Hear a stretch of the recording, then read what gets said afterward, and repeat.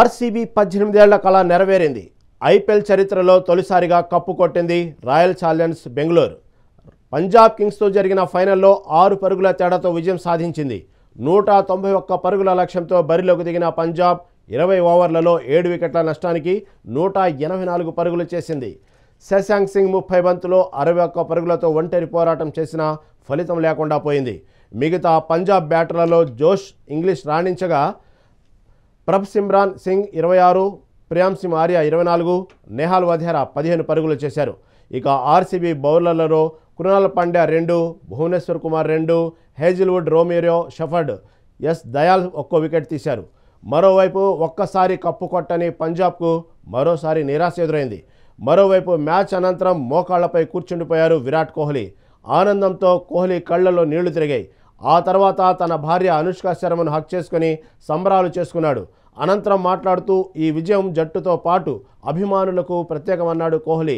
కుర్రాడిగా కీలక దశలో అనుభవజ్ఞుడిగా జట్టుతో పాటు నడిచానని, ప్రతి సీజన్లో గెలుపు కోసం ప్రయత్నించామన్నాడు కోహ్లీ. అంతకుముందు టాస్ ఓడి బ్యాటింగ్ దిగిన బెంగళూరు నిర్ణీత 20 ఓవర్లలో 9 వికెట్ల నష్టానికి 190 పరుగులు చేసింది.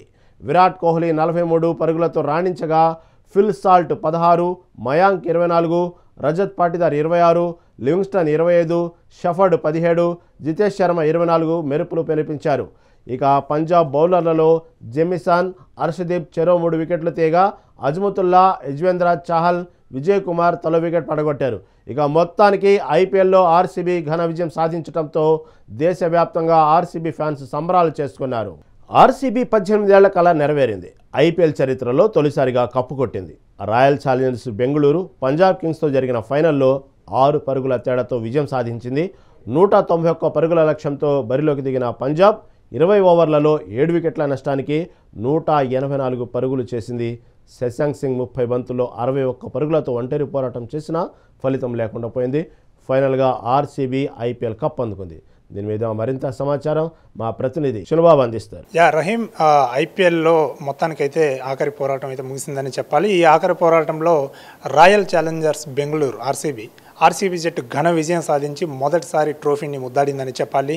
ఇప్పుడు ఏదైతే ఫైనల్లో ఇటు పంజాబ్తో తలపడినటువంటి ఆర్సీబీ 6 పరుగుల తేడాతో అయితే ఘన విజయాన్ని సాధించింది. మొదటగా ఇటు టాస్ గెలిచి పంజాబ్ అయితే బౌలింగ్ తీసుకుంది. శ్రేయస్ అయ్యర్ కెప్టెన్ పంజాబ్ ఫస్ట్ ఆ బౌలింగ్ చూస్ చేసుకున్నాడు. ఆ తర్వాత ఇటు లక్ష్య ఛేదనలో తడబడి పంజాబ్ మొత్తానికి 184 పరుగులకే చేతులెత్తేయడంతో అటు 6 పరుగుల తేడాతో ఇటు ఆర్సీబీ అయితే గ్రాండ్ విక్టరీ కొట్టి మొదటిసారి ఒక చరిత్రని లిఖించిందని చెప్పాలి. 18 సంవత్సరాలుగా, అంటే ఐపీఎల్ స్టార్ట్ అయినప్పటి నుండి 18 సంవత్సరాల నుండి ఇప్పటి వరకు కూడా ఇటు ఆర్సీబీకి కానీ అటు పంజాబ్కు కానీ 2 జట్లకు కూడా ఈసారి మొదటిసారి ఫైనల్ ఆడడం, అంటే ఫైనల్ ఆడినప్పటికీ కూడా ఆర్సీబీ 3 సార్లు ఫైనల్ ఆడినప్పటికీ కూడా కప్ మాత్రం కొట్టలేదు. మొదటిసారి 18 సంవత్సరాల తర్వాత 18 సంవత్సరాల కళను ఆర్సీబీ అయితే నిజం చేసుకుందని చెప్పాలి. ఇటు పంజాబ్ కూడా మొదటిసారి ఛాంపియన్స్ ట్రోఫీని ముద్దాడుతుందని చెప్పేసి అటు ఫ్యాన్స్, క్రికెట్ అభిమానులు కూడా మొదటి నుంచి కూడా వాళ్ళందరూ కూడా ఎక్స్పెక్టేషన్స్ పెట్టుకున్నప్పటికీ కూడా ఇటు లక్ష్య ఛేదనలో పంజాబ్ అయితే తడబడిందని చెప్పాలి. సో ఆర్సీబీ ఇటు బౌలింగ్లోనూ అటు బ్యాటింగ్లోనూ సమిష్టిగా రాణించడంతో ఇటు బ్యాటర్లు బౌలర్లు కూడా సమిష్టిగా రాణించడంతో ఈ టీం కృషి వల్ల, అందరి కృషి వల్ల ఆర్సీబీ అయితే ఫైనల్లో అయితే నెగ్గిందని చెప్పాలి. సో ఇటు ఫైనల్లో నెగ్గడంతో ఇటు కోహ్లీ అభిమానులు ముఖ్యంగా వాళ్ళందరూ కూడా దేశవ్యాప్తంగా పండుగ చేసుకున్నారని చెప్పాలి.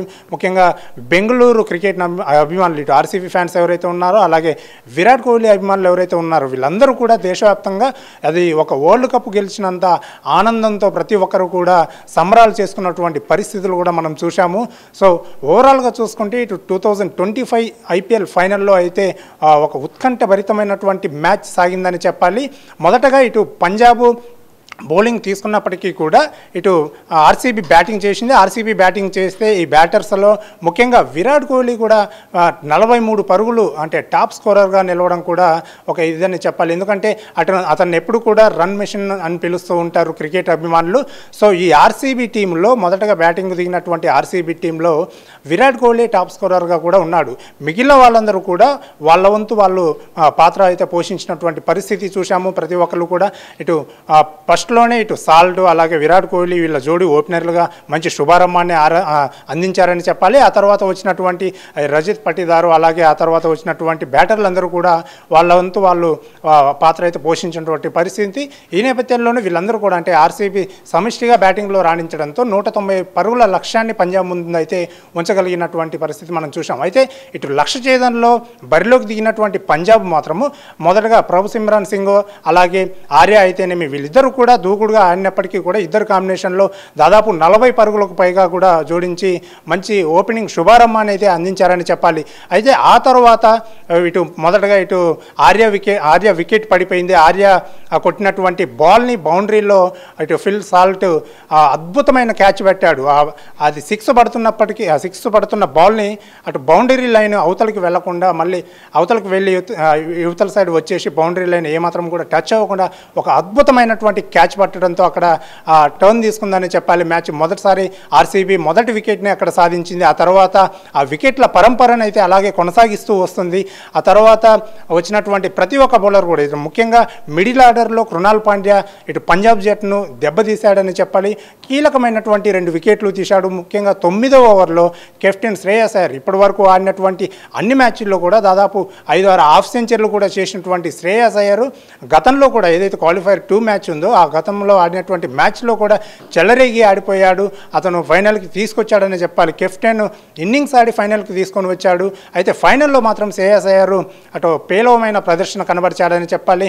ముఖ్యమైన మ్యాచ్లో కీలకమైనటువంటి ఫైనల్ మ్యాచ్లో అయితే చేతులు ఎత్తేశాడు. అటు కీపర్కి క్యాచ్ ఇచ్చి అవుట్ అయినటువంటి పరిస్థితి మనం చూసాం. ఎప్పుడైతే శ్రేయస్ అయ్యర్ అవుట్ అయిన తర్వాత నుంచి ఇటు ఆర్సీబీ వైపు మొత్తం టర్న్ అయిపోయింది మ్యాచ్. మొదటి 10 ఓవర్ల వరకు పంజాబ్ గెలుస్తుందని ప్రతి ఒక్కరు కూడా భావించినప్పటికీ కూడా ఏదైతే శ్రేయస్ అయ్యర్ కెప్టెన్ అవుట్ అయినప్పుడు తర్వాత మాత్రము మొత్తం ఇటు యూటర్న్ తీసుకుంది ఆర్సీబీ వైపే మ్యాచ్ మొత్తం ఇటు బెండ్ అయిందని చెప్పాలి. ముఖ్యంగా ఆర్సీబీ జట్లో చూసుకుంటే బౌలర్లు సమిష్టి కృషితో వాళ్ళు రాణించారని చెప్పాలి.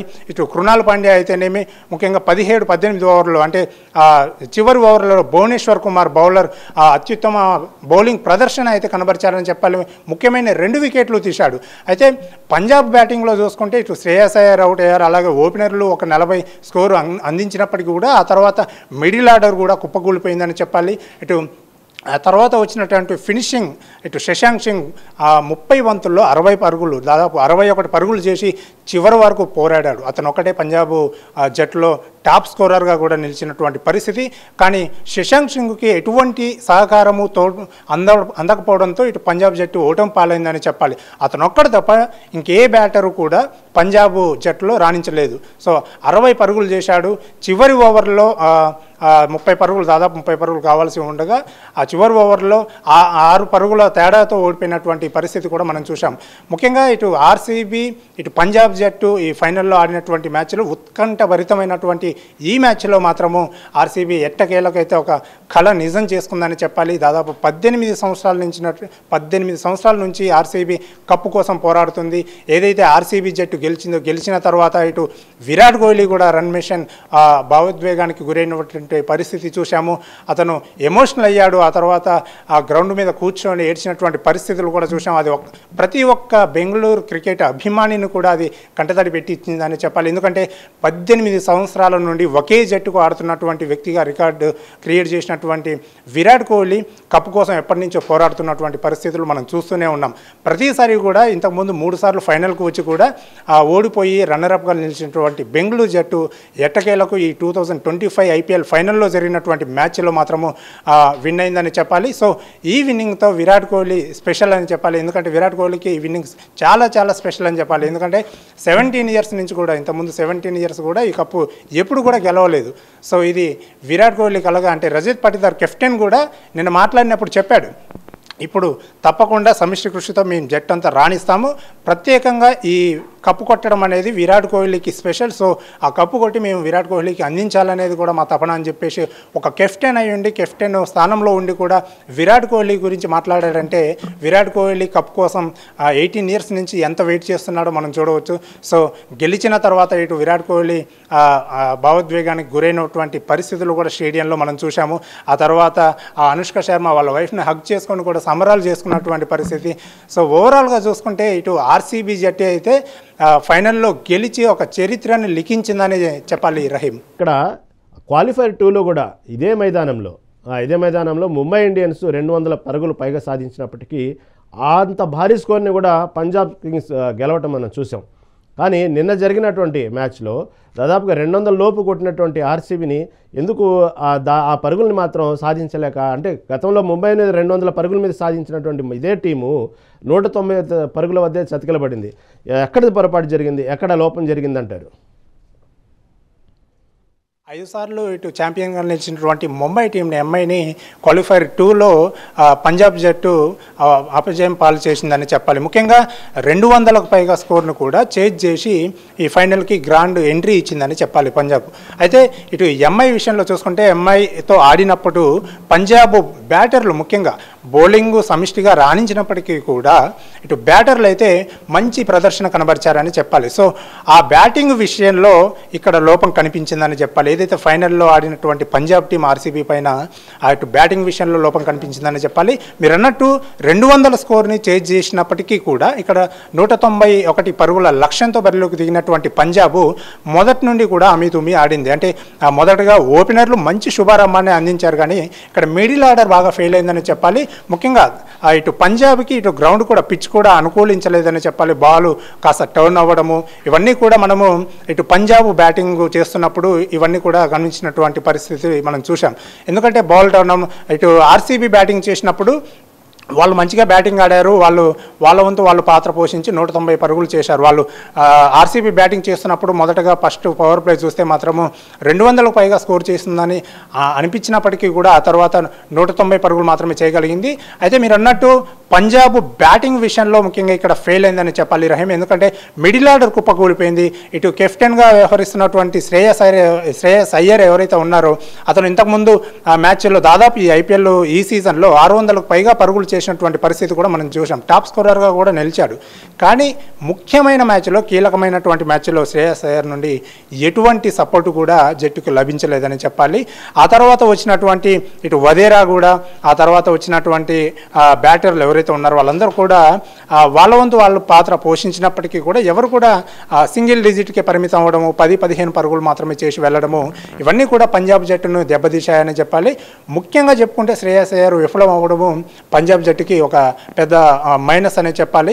సో శ్రేయస్ అయ్యర్ కనీసం ఒక చిన్న స్కోర్ చేసినా కూడా, ఒక 20-30 స్కోర్ చేసినా కూడా తప్పకుండా పంజాబ్ అయితే ఈ టైటిల్ని కైవసం చేసుకునే అవకాశాలు ఉన్నాయని చెప్పేసి కొంతమంది నిపుణులు కూడా చెప్తున్నటువంటి పరిస్థితి మనం చూస్తున్నాం. సో ఓవరాల్గా ఇటు ఎంఐలో గెలిచినటువంటి మ్యాచ్ ఇటు ఆర్సీబీ మీద గెలవకపోవడానికి కారణం ఏంటంటే పంజాబ్ బ్యాటింగ్ లైనప్ విఫలం అవ్వడం అని, మిడిల్ ఆర్డర్ విఫలం అవ్వడం ముఖ్యంగా అని చెప్పవచ్చు రహీం. చిన్నబాబు, దాదాపుగా 10 ఏళ్ల తర్వాత అనుకుంటా బహుశా పంజాబ్ కింగ్స్ ఫైనల్కి రావటం. అంటే 18 ఏళ్ళలో దాదాపుగా 4 సార్లు ఆర్సీబీ ఫైనల్కి వచ్చింది, కానీ పంజాబ్ మాత్రం 10 ఏళ్ల తర్వాత ఇదే అనుకుంటా ఫైనల్కి రావటం. కానీ చేజేతులారా కప్ని దాదాపుగా ముద్దాడాల్సిన సమయంలో పాపం చేజేతులారా జారి విడుచుకుందని చెప్పుకోవాలి. ఏమైనప్పటికీ కూడా ఆర్సీబీలో మొదటి నుంచి చూసుకుంటే హేమీలందరూ ఆడారు ఆర్సీబీలో. ఆడని ప్లేయర్స్ అంటూ లేరు. డివిలియర్స్ కానివ్వండి, ఇటు గేలు కానివ్వండి, ఇంతకుముందు ఆడిన పెద్ద ప్లేయర్స్ ఆడారు ఆర్సీబీలో. కానీ ఈ ఐపీఎల్ చూసుకుంటే 2025 విరాట్ కోహ్లీ, తర్వాత కృణాల్ పాండ్యా, భువనేశ్వర్ వీళ్ళు తప్ప చెప్పుకోదగ్గ ప్లేయర్స్ లేరు. అందరూ యువకులే ఉన్నారు. కానీ వీళ్ళు కప్పు కొట్టడం అనేది గొప్పే కదా, దీన్ని ఎలా భావించవచ్చు? అన్నట్టు ఆర్సీబీలో ఇంతకుముందు చూసుకుంటే హేమీలు ప్లేయర్స్ అందరూ కూడా ఏబీ డివిలియర్స్, ఏబీడీ అని ముద్దుగా పిలుచుకుంటారు క్రికెట్ అభిమానులు. వాళ్ళందరూ కూడా హేమీలు ఒక సీనియర్ మోస్ట్ క్రికెటర్లు ఉన్నారని చెప్పాలి. అయితే అప్పుడు కూడా అంటే గత 17 ఇయర్స్లో సాధించలేని కప్పుని 18th ఇయర్లో 18 సంవత్సరాల తర్వాత సాధించిందంటే ముఖ్యంగా ఆ జట్టులో కీలకమైనటువంటి మార్పులు చేయడం కూడా ఒక ఇది అనే చెప్పాలి. అంటే అది మెయిన్ పాయింట్గా కూడా మనం చెప్పుకోవచ్చు. ఎందుకంటే ఇప్పుడు మీరన్నట్టు ఈ భువనేశ్వర్ కుమార్, కృణాల్ పాండ్యా వీళ్ళు మాత్రం, విరాట్ కోహ్లీ వీళ్ళు మాత్రమే సీనియర్గా ఉన్నారు ప్రస్తుతం ఆర్సీబీ జట్టులో. అయితే ఆర్సీబీ జట్టు ఎప్పుడైతే తీసుకున్నారో, రిటైన్ చేసుకున్నప్పుడు ఆర్సీబీ జట్టులో ప్లేయర్స్ని చూసి ఇటు ఆర్సీబీ అభిమానులు అయితేనేమి, ప్రతి ఒక్క సగటు క్రికెట్ అభిమాని కూడా ఆర్సీబీ జట్టులో ఇటువంటి ప్లేయర్స్ని తీసుకున్నారేంటి, అందరినీ ఫ్రెషర్స్ అంటే కొత్త వాళ్ళని తీసుకున్నారు. ఇప్పటికే కప్పు 17 ఇయర్స్ నుంచి పెండింగ్లో పడిపోయింది, మరి ఈసారి ఎలా గెలుస్తుంది అని చెప్పేసి ప్రతి ఒక్కరు కూడా ఇటు ఆర్సీబీ జట్టు యాజమాన్యం పైన పలు విమర్శలు కూడా చేసిన సందర్భాలు మనం చూసాం. అయితే మొదటి నుంచి కూడా ఎప్పుడైతే రజిత్ పటిదార్కి గారికి కెప్టెన్సీగా బాధ్యతలు అప్పగించారు. రజిత్ ఇటు కెప్టెన్సీ పాత్ర పోషించడంలో సఫలీకృతం అయ్యాడు, విజయం పరంపరంగా నడిపించాడని చెప్పాలి జట్టును కూడా ముందుకి. అయితే ముఖ్యంగా ఈ ఎవరైతే కొత్త వాళ్ళు ఉన్నారో ఈ ఆర్సీబీ జట్టులో ఈ కొత్త వాళ్ళందరినీ కూడా నడిపించడంలో కెప్టెన్ అయితే కీలక పాత్ర వహించాడు. అలాగే విరాట్ కోహ్లీ సీనియర్ అయినప్పటికీ కూడా ఇటు కెప్టెన్ రజిత్ పటిదార్ చెప్తున్నటువంటి ఆ రూల్స్ను ఫాలో అవుతూ, అంటే అతను చెప్తున్నటువంటి సూచనలను అతను ఆ గైడ్లైన్స్ని ఫాలో అవుతూ కూడా ఆడినటువంటి పరిస్థితి మనం చూసాము. ముగ్గురు మాత్రమే సీనియర్లు ఉన్నా కూడా ప్రతి ఒక్కరిని నడిపించడంలో కెప్టెన్ కీలక పాత్ర వహించాడు. సో ఇందులో కెప్టెన్ భాగస్వామ్యం తప్పకుండా ఉందని చెప్పాలి. అతను చేసినటువంటి ఆ కెప్టెన్ ముఖ్యంగా ఫైనల్లో కెప్టెన్సీ చేసిన విధానం మనం చూస్తే ఎప్పుడైతే వికెట్లు పడుతున్నాయో అంటే చివరి వరకు కూడా మెయిన్ బౌలర్లకి కొన్ని ఓవర్స్ మిగిలేలాగా ఉంచుతారు. కానీ రజిత్ పటిదార్ మాత్రం అలాగ చేయలేదు. ఎప్పుడైతే వికెట్లు పడుతున్నాయో అంటే ఆదిలోనే స్టార్టింగ్లోనే మొత్తాన్ని పంజాబ్ జట్టుని పెవిలియన్కి పంపించాలని ప్లాన్ చేసి మధ్యలోనే ఇటు హెజల్వుడ్ని తీసుకురావడం, షెఫర్డ్ని తీసుకురావడము, అలాగే భువనేశ్వర్ కుమార్ని తీసుకురావడము, ఆ స్పిన్కి అంటే కృణాల్ పాండ్యాకి వికెట్లు పడుతున్నాయని చెప్పేసి స్పిన్ ముందలోనే కంప్లీట్ చేయడం, ఇవన్నీ కూడా కెప్టెన్స్లో ఒక టర్నింగ్ పాయింట్గా కూడా చెప్పుకోవచ్చు. సో ఈ కొత్త వారితోనే రజిత్ పటిదారు ఈ ఆర్సీబీ విన్ అవ్వడంలో కీలక పాత్ర వహించాడు. ఇటు కెప్టెన్ జట్టును ముందుండి నడిపించడంలో కీలక పాత్ర వహించాడని చెప్పాలి. ఈ కొత్త వాళ్ళతో జట్టుని ముందుకు తీసుకువెళ్తూ ఆర్సీబీ కప్పు కొట్టడంలో రజిత్ పటిదార్ కీలక పాత్ర వహించాడు. అలాగే ఈ కొత్త వాళ్ళు కూడా ఎప్పుడు కూడా ప్రెజర్కు లోనవ్వకుండా వాళ్ళు ఫ్రీగా అంటే ఫ్రీ హ్యాండ్ ఇచ్చేసాడు అటు కెప్టెన్ కూడా వాళ్ళకి. సో వాళ్ళు ఫ్రీగా ఆడడము, వాళ్ళకి ఫ్రీడమ్ ఇచ్చేయడంతో వాళ్ళందరూ కూడా ఫ్రీగా ఆడడము కూడా ఈ జట్టుకు ఒక ప్లస్ పాయింట్ అని చెప్పాలి. సో ఈ కొత్త వాళ్ళతోని ఆ తర్వాత మాట్లాడినప్పుడు రజిత్ పటిదార్ కూడా చెప్పాడు, ఈ కొత్త వాళ్ళతో మేము టీం తీసుకున్నప్పుడు చాలా విమర్శలు కూడా వచ్చాయి, కానీ ఈ కొత్త వాళ్ళతో ఆడి కప్పు కొట్టడం అనేది చాలా ఆనందంగా కూడా మాకు అనిపించిందని చెప్పేసి ఆ తర్వాత మనం రజిత్ పటిదార్ కెప్టెన్ మాట్లాడిన మాటలు కూడా మనం విన్నాము. రహీం, ఏదేమైనప్పటికీ కూడా ఆర్సీబీ 18 ఏళ్ల కళను మాత్రం నెరవేర్చిందని చెప్పుకోవాలి. ఎందుకంటే 3 సార్లు ఫైనల్కి రావటం, ఓటమి చెందటం, అంతేకాకుండా ఆర్సీబీ మీద ఎంతోమంది ఆర్సీబీ అభిమానులతో పాటు ఈసారి 2025 ఐపీఎల్లో ఆర్సీబీ ఫ్యాన్స్తో పాటు దేశవ్యాప్తంగా అందరూ కూడా ఎక్కడో ఒక చోట ఆర్సీబీ గెలవాలని కోరుకున్నారు. ఎందుకంటే 3 సార్లు ఫైనల్ రావటం ఒక ఎత్తు అయితే, ప్రతిసారి ఆర్సీబీ గెలవాలని కోరుకోవటం, నిరాశ చెందటం, అదేవిధంగా ఎన్నోసార్లు మీమ్స్ గురైంది. ఆర్సీబీ అంటేనే ఒక కామెడీగా తీసుకున్నారు. చివరికి ఇలాంటి దశలో నుంచి ఒక్కసారిగా 18 ఏళ్ళ తర్వాత కప్పు కొట్టడం అనేది ఆర్సీబీకి ఒక రకంగా అందరూ కోరుకున్నారు. ఎందుకు అంటే పంజాబ్ కింగ్స్ అంటే వ్యతిరేకమని కాదు, ఏదేమైనప్పుడు కూడా ఆర్సీబీ గెలవాలనేటువంటి ఒక ప్రేమతోనే చాలామంది కోరుకున్నారు. చివరికి పంచభూతాలో లేకపోతే అందరూ కోరుకున్న పాజిటివ్ ఏమైనప్పటికీ కూడా ఆర్సీబీ కప్పు గెలవటం అనేది ఒక రకంగా ఆర్సీబీ ప్రేక్షకులతో పాటు ఇటు బెంగళూరు వ్యాప్తంగా, ఇటు మహానగరాల్లో, ఇటు హైదరాబాద్ వ్యాప్తంగా కూడా చాలా సంబరాలు మిన్నంటాయి. చిన్నబాబు, ఇవన్నీ మనం నిన్న గమనించాము. ఓకే, ఫైనల్గా చెప్పండి, ఆర్సీబీ గెలవటం పట్ల ఒక షార్ట్ కట్లో చెప్పాలంటే చేయమంటారు?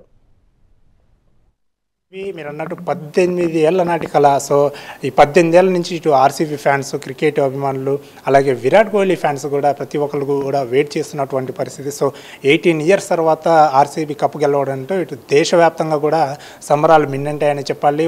మనం ఒక T20 world cup, one day world cup గెలిస్తే ఎటువంటి సెలబ్రేషన్స్ చేసుకుంటాం, అటువంటి సెలబ్రేషన్స్ మన హైదరాబాద్ నగరంతో పాటు ఇటు దేశవ్యాప్తంగా ఉన్నటువంటి నగరాల్లో కూడా భారీగా సెలబ్రేషన్స్ చేసుకున్నటువంటి పరిస్థితులు మనం చూసాము. ఇదొక మైల్ రాయి అనే చెప్పాలి ఆర్సీబీ జట్టుకి. ఎందుకంటే 18 ఇయర్స్ నుంచి అందులో ఎందరూ మారినా కూడా ఒక్క one and only run machine Virat Kohli మాత్రము మారలేదు. అతను కప్ అందించే ఈ జట్టు నుంచి వైదొలగాలని అలా మరి కంకణం కట్టుకొని ఉన్నాడో ఏమో తెలియదు, కానీ ఓవరాల్గా అతను ఇక్కడ స్పెషల్ ఏంటంటే రహీం, ఆర్సీబీ జట్లో ఉన్నటువంటి విరాట్ కోహ్లీ జెర్సీ నెంబర్ కూడా 18. సో 18 నెంబరు 18 ఇయర్స్గా ఈ కప్ కోసం వెయిట్ చేస్తుంది. సో ఆ 18 జెర్సీ నెంబర్ ధరించినటువంటి విరాట్ కోహ్లీకి 18 ఇయర్స్ తర్వాత ఈ కప్పు అందడం అనేది ప్రతి ఒక్కరు కూడా ఒక స్పెషల్గా కూడా భావిస్తున్నారు. అలాగే విరాట్ కోహ్లీ కూడా చాలా ఎమోషనల్ అయిపోయినటువంటి పరిస్థితి కూడా మనం చూసాము.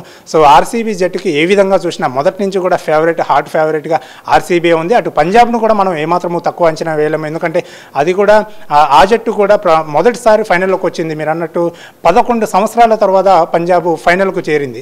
ఇటు ఆర్సీబీ కూడా 3 సార్లు ఫైనల్కి వెళ్ళినా కూడా అటు రన్నరప్గానే నిలిచింది. సో 18 ఇయర్స్ తర్వాత కప్పు కొట్టడం జరిగింది. ఇటు పంజాబ్ మాత్రం 11 సంవత్సరాల తర్వాత ఫైనల్కు వచ్చి కప్పు కొట్టాలన్న ఆశను మాత్రము అది తీర్చుకోలేకపోయిందని చెప్పాలి. అటు పంజాబ్ కూడా మంచి జట్టులో ప్రతి ఒక్కరు కూడా బాగానే రాణించినప్పటికీ కూడా ఫైనల్లో ఒక చిన్న లోపాల వల్ల పంజాబ్ అయితే కప్పును కొట్టే విషయంలో అయితే వెనకంజ వేసిందని చెప్పాలి. సో ఓవరాల్గా చూసుకుంటే ఆర్సీబీకి మాత్రం ఇది ఒక చరిత్రలో నిలిచిపోయే రోజుగా కూడా చెప్పుకోవచ్చు రహీం.